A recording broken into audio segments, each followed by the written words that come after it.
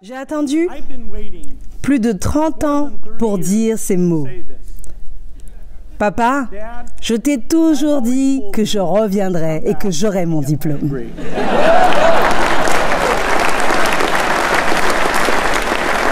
Je tiens à remercier Harvard pour cet honneur. Je changerai d'emploi l'an prochain et ce sera peut-être pas mal d'avoir un diplôme universitaire sur mon CV.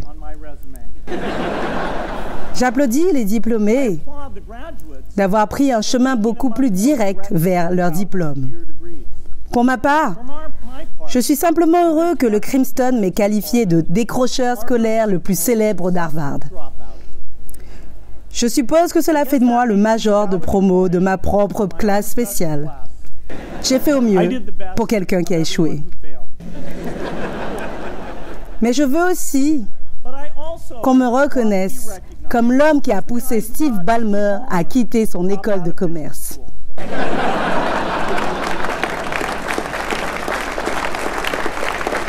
J'ai une mauvaise influence. C'est pourquoi j'ai été invité à prendre la parole uniquement à votre remise de diplôme. Si j'avais parlé à votre arrivée, quelques-uns d'entre vous ne seraient peut-être pas là aujourd'hui. Vous cherchez des conseils pour réussir ou vous voulez tout simplement de la motivation pour pouvoir atteindre vos objectifs de vie et croire en vous?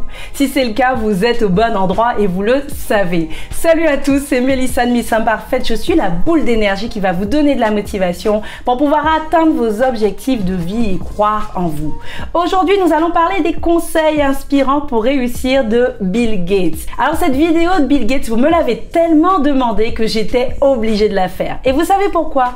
Parce qu'en fait, j'ai envie de vous aider à mettre vos peurs et vos doutes de côté afin que vous viviez la vie que vous méritez vraiment. Alors clairement, on va la faire courte. Bill Gates, c'est un entrepreneur, un investisseur, un philanthrope et surtout le fondateur de Microsoft. Il a été consacré 12 fois comme l'homme le plus riche du monde avant d'être détrôné par Jeff Bezos. La machine Microsoft a pris naissance avec le rêve d'un petit garçon de 12 ans qui s'appelle Bill Gates. La première fois qu'il est tombé sur un ordinateur, ça a attisé sa curiosité, ça a attisé ses sens, ça lui a permis de continuer à apprendre à se développer pour effectivement construire un empire. Alors dans cette vidéo, il y a une petite particularité. Alors c'est que souvent, Bill Gates était en interview avec Warren Buffett et Warren Buffett apportait tellement de valeur que je ne pouvais pas faire l'impasse sur les conseils qu'il amenait. Donc je vous laisse découvrir les conseils pour réussir de Bill Gates. Pensez à vous abonner tout de suite à la chaîne si ce n'est pas encore fait. Likez, partagez, laissez-moi des commentaires. Si vous voulez que j'aborde un mentor en particulier, vous savez comment ça se passe. Je vous laisse compléter le petit sondage qui est en début de description et dans le commentaire épinglé.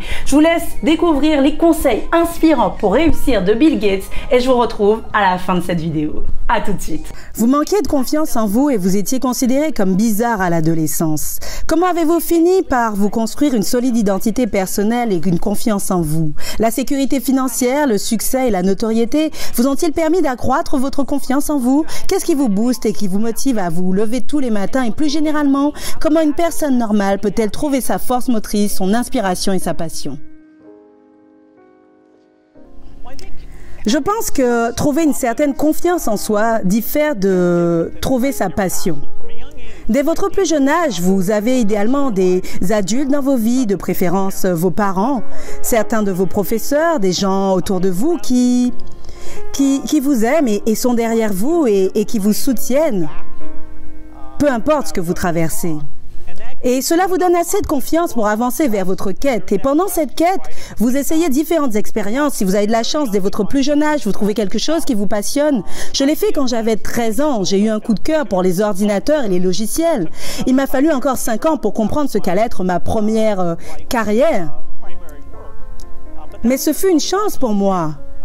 D'autres personnes, vous savez, atteignent la vingtaine ou même plus tard avant qu'ils ne trouvent ce qui les passionne. Mais avec une certaine confiance en vous, s'il y a des personnes qui prennent soin de vous, que vous prenez soin d'eux, que vous réussissez à travers leurs yeux en les traitant comme vous le faites, c'est assez simple. Mais cela vous donne la possibilité d'essayer de nouvelles choses, d'échouer puis de trouver comment réussir de différentes manières. La confiance en soi est donc primordiale et ensuite, trouver sa passion est une aventure, une quête. qui peut prendre du temps et qui peut changer au cours de votre vie. Mais ces relations profondes vous permettront de poursuivre votre passion avec ardeur. Je ne veux pas vous rappeler de mauvais souvenirs, mais est-ce vrai que vous avez passé 2 semaines pour trouver le courage d'inviter une fille au bal du lycée? Je ne sais pas combien de temps ça m'a pris, mais elle a refusé. Beaucoup d'entre nous et beaucoup de gens en général aspirent à devenir quelqu'un comme vous. Mais en réalité, seules quelques personnes y arriveraient.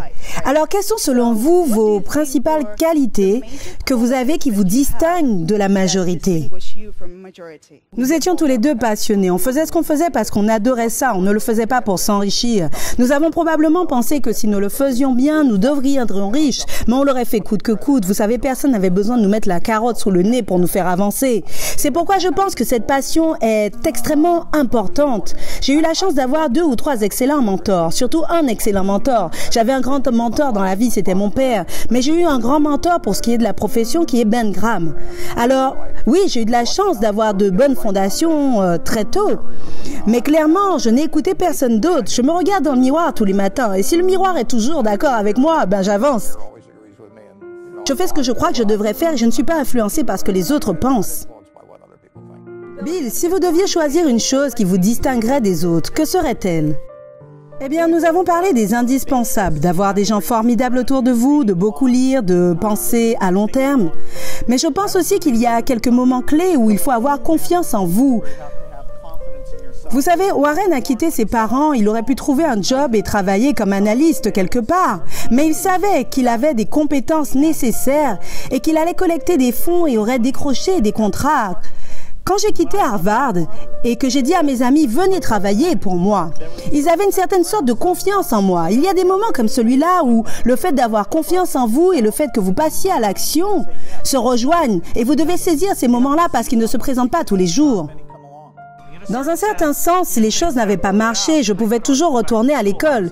J'étais officiellement en permission, mais je n'avais pas de famille à nourrir ou quoi que ce soit. Mais, vous savez...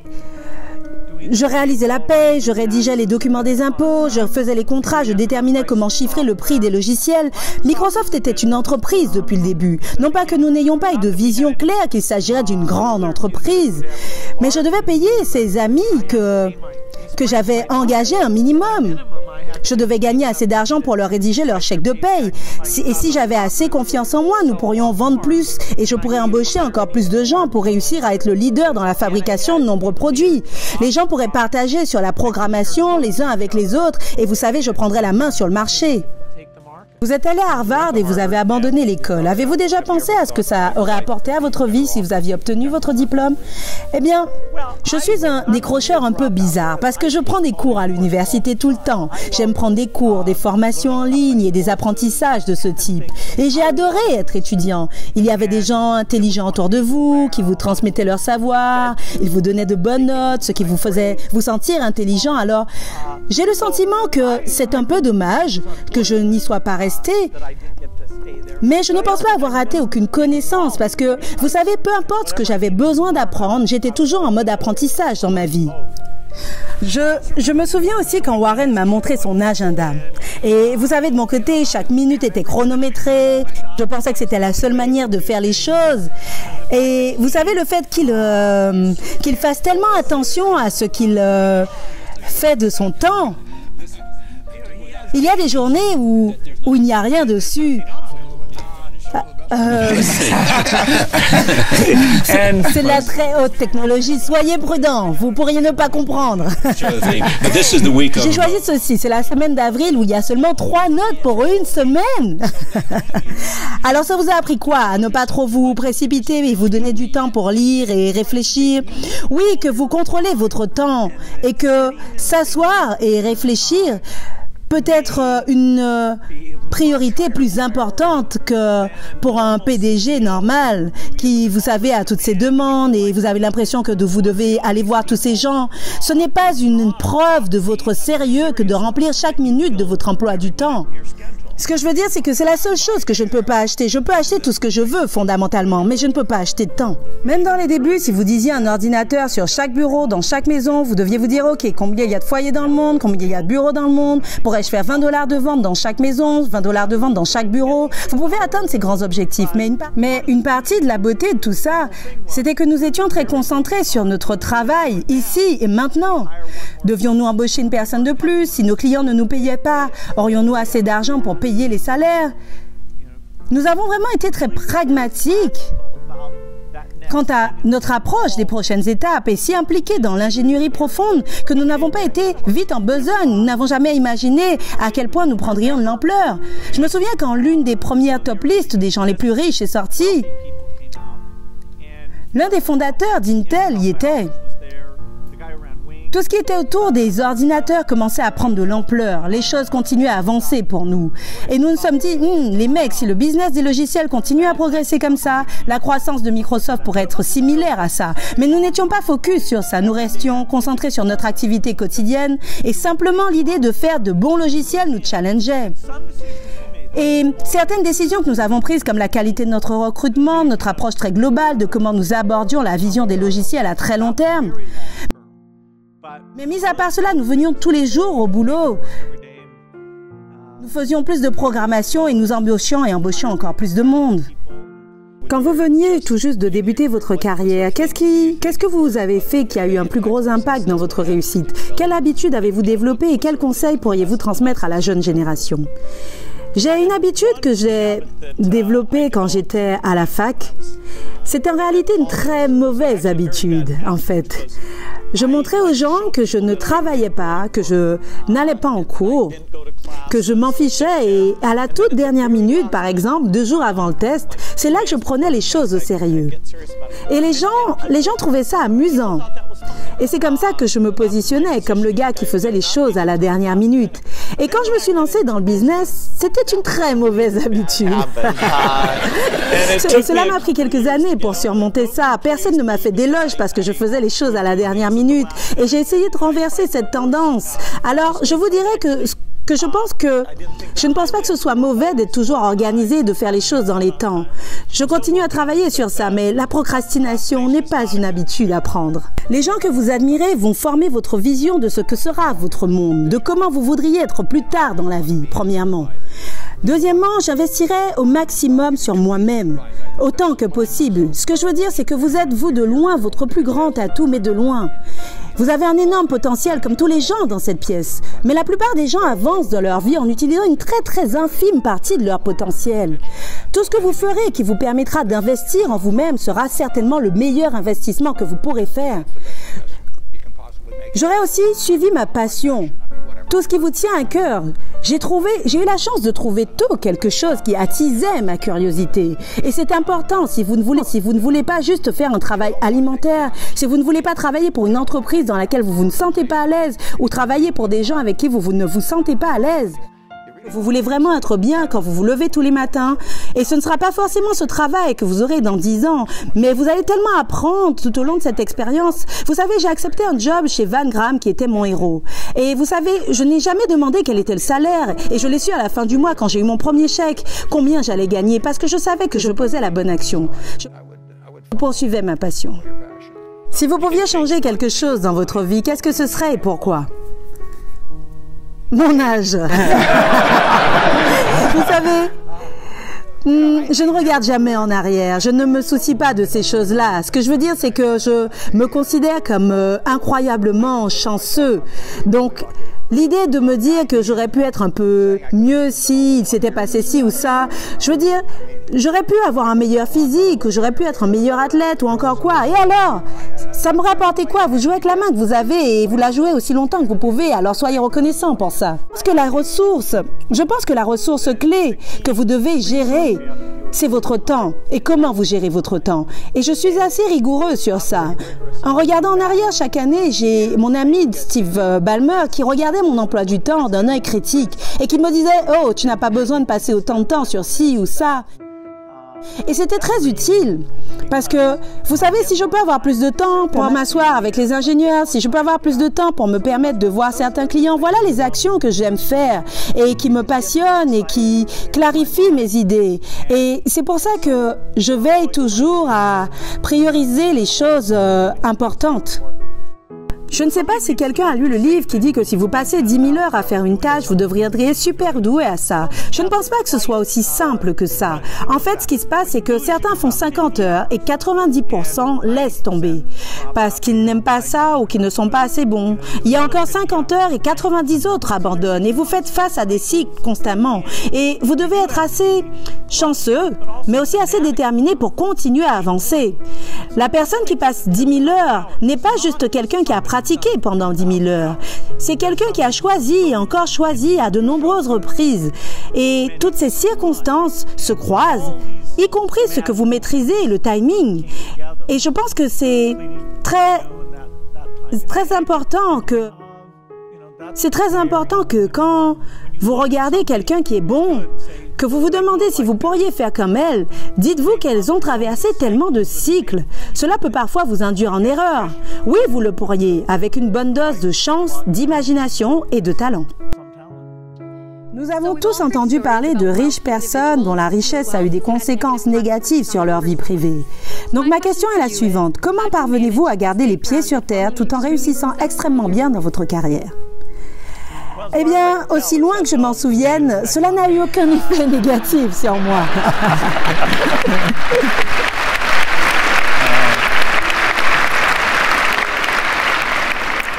C'est un point de vue un peu biaisé. Je pense que la réussite a toujours eu un aspect un peu dangereux. Parce que vous pouvez être amené à penser que votre réussite s'explique par le fait que vous êtes magiquement doué et que vous comprenez les choses mieux que les autres. Alors, oui, bien sûr, tout succès, notamment les réussites particulièrement gigantesques, sont liées à un grand nombre de facteurs, y compris le travail acharné et la compréhension, mais aussi le timing et les gens avec qui vous collaborez, d'autres personnes qui auraient pu faire la même chose, mais qui se sont loupées d'une certaine manière en faisant la même chose. Et souvent, vous pouvez être trop confiant au sujet de votre niveau de compréhension. Vous savez, en science, comme Feynman l'a dit, la personne la plus facile à tromper, c'est vous-même. Et donc, vous devez vous forcer à dépasser ça, vous savez, encore et vous questionner sur si vous faites les bonnes actions. Quand vous avez besoin de conseils et d'un feedback sur une idée ou une décision, j'aimerais savoir à qui vous demandez. En général, je me regarde dans le miroir. La nature de mes activités fait que je dois réfléchir de manière assez indépendante. Parce que si je fais un tour d'horizon de mon entourage, en effet, je me comportais comme tout le monde et je ne pense pas que ce soit la meilleure chose à faire dans l'investissement. Et voilà pourquoi je dois avoir un environnement et que je dois avoir un état d'esprit qui me permette de penser par moi-même. J'ai un partenaire formidable du nom de Charlie Munger et vous ne trouverez personne de plus intelligent avec une telle qualité de raisonnement surtout. Mais nous pensons souvent de la même manière et nous parlons de sujets de temps en temps, mais nous ne parlons pas souvent parce que je sais comment il pense, il sait comment je pense. Alors pourquoi devrais-je payer pour un appel téléphonique si je sais déjà ce qu'il va dire? Par contre, si j'ai besoin d'un panel autour de moi pour prendre des décisions ou quoi que ce soit de ce genre, je ne vais probablement pas tenir les rênes et cela ne me dérangera pas d'en avoir la responsabilité. Mais je ne veux pas mettre en place de vote parce que j'en ai vu trop prédire dans le monde de l'investissement. Et plus vous agrandissez de plus en plus le groupe et plus la décision est de plus en plus homogène. Et je ne pense pas que de brillantes décisions d'investissement peuvent ressortir d'une large concertation. Pour moi, les décisions les plus importantes sont plus du genre quand je choisis sur quelle technologie l'entreprise va miser.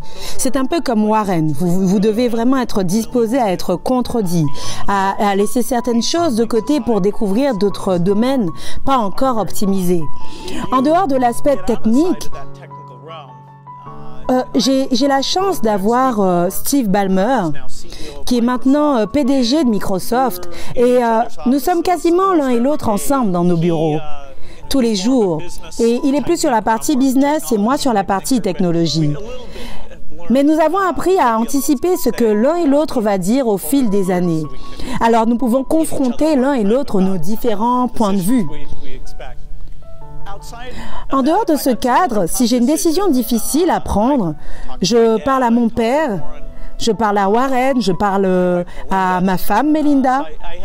J'ai assez de gens qui me connaissent et qui savent vraiment à quel moment ma décision n'est pas la plus judicieuse, ou quand je vais m'emballer à propos de certaines décisions, ou que j'oublie de penser à certains aspects.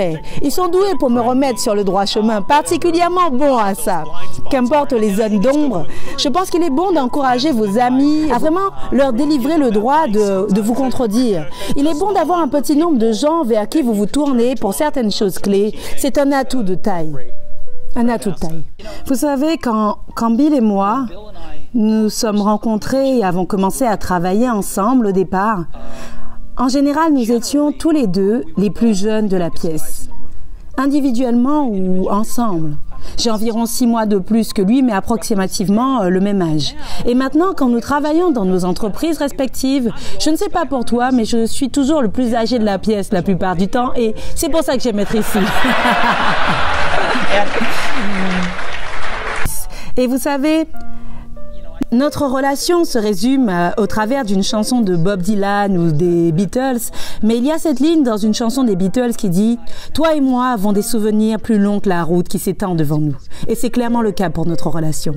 Alors j'espère en tout cas que cette vidéo vous a plu et que les conseils pour réussir de Bill Gates vous ont inspiré et motivé. Alors moi en fait, ce que je retiens de la vidéo de Bill Gates, et vous me direz si c'est le cas pour vous en commentaire, c'est l'apprentissage constant. Alors souvent quand on veut changer, on est blindé de croyances limitantes. Je suis trop âgé, je suis trop jeune, je n'ai pas assez de diplôme, je n'ai pas assez d'argent, je ne peux pas en fait changer parce que je n'ai pas les moyens de changer. Mais en fait, tout peut partir tout simplement d'un livre, d'une lecture qui va vous permettre de vous remettre en question et de clarifier votre vision. Nous ne pouvons pas devenir ce que nous voulons être si nous nous rappelons constamment ce que nous sommes au présent. Quand vous arrêtez d'apprendre, vous arrêtez de changer, vous arrêtez donc de grandir. À partir du moment où vous allez miser sur vous, vous allez commencer à croire en vous, cela va vous permettre d'accomplir les plus grandes réalisations de vos vies. Beaucoup détestent le changement alors que c'est la seule chose qui nous permet de grandir. Alors misez sur vous, croyez en vous,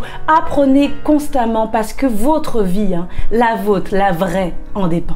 Alors j'espère en tout cas que cette vidéo vous a plu et que les conseils pour réussir de Bill Gates vous ont inspiré. Moi j'ai adoré travailler dessus. Alors je tiens à remercier Yvette, Rudy l'étudiant, Sori, Hervé, Sambassa, Rocher et tous les autres d'avoir participé au sondage et de m'avoir fait la suggestion de Bill Gates. Alors je vous laisse avec un petit bonus à la sauce Bill Gates. Pensez à vous abonner à la chaîne si ce n'est pas encore fait. Likez, partagez, laissez-moi des commentaires.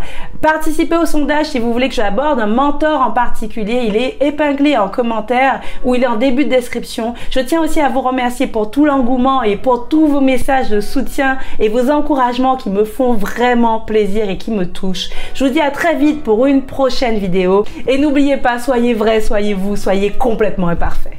Lui et moi, d'une certaine manière, avons grandi ensemble. Nous avions moins d'1 an d'écart et nous étions en quelque sorte naïvement optimistes et avons construit de grandes entreprises. Nous étions concurrents, mais nous avons toujours gardé un certain respect, de la communication. Même quand il était malade, j'y suis allée et j'ai passé du temps avec lui. Et vous avez parlé de quoi? Nous avons parlé de ce que nous avons appris, de nos familles, de tout.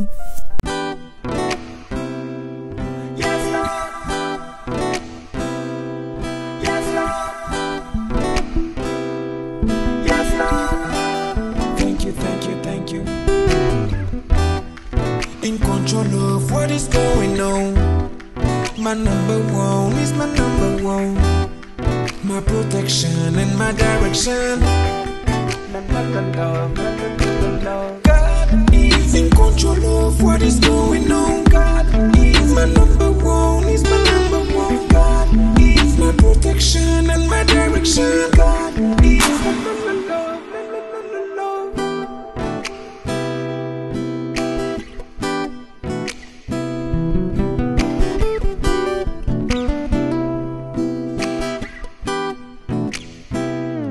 I can live my dream. God is is in control of what is going on. God is my number one, he's my number one. God is my protection and my direction. God is my love. God is in control